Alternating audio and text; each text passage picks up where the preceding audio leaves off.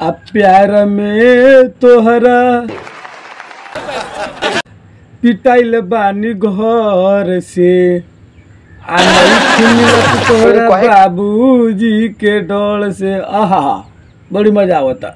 हाँ तो भैया लगन काहे से कि प्यार तो कोई ही रहनी बड़ी मजा आवे।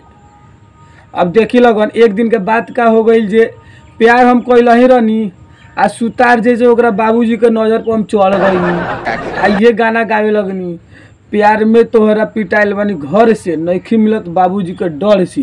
अब भैया लगन देखी लगन जैसे जो हम देखनी के क्रॉस करत रही रास्ता हम गानवा गा देनी आ उनकर बाबूजी जो पीछे खड़ा रहलन। अब उनकर बाबू पकड़ के तो आना पिटाई पीटलन तो आना पिटाई पीटलन तबे से जी बाबूजी के डर भुला गईनी आ लगनी गाना गावे कि प्यार में तोहरा पिटाइल बानी घर से नइखी मिलत तोहरा बाबूजी के डर से काहे से कि बड़ी बना के मरलन। बुझल कि जामा तो फाटले रहे संगे संगे पैजामो फाड़ दिलन मारत मारत। यही लिए हम कहता नहीं अब ना करे हम प्यार काहे से कि जिंदगी कह देता लड़की के बाप मार के बेकार।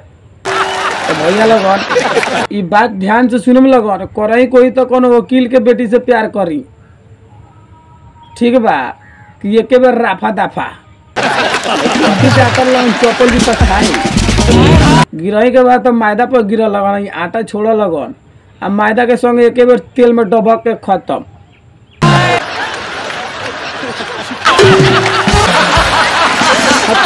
ऐसा घटना कौन हुई पुरान बात नहीं के दौड़त होके लगन ये तो खैर नया बात चलता परंपरा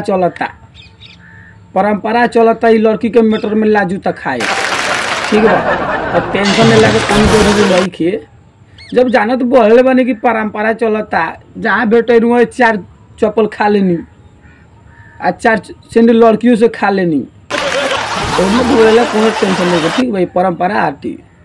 चलिए एक बाद वाला वीडियो में हम लोग बताओ तनी कि किंग लड़की के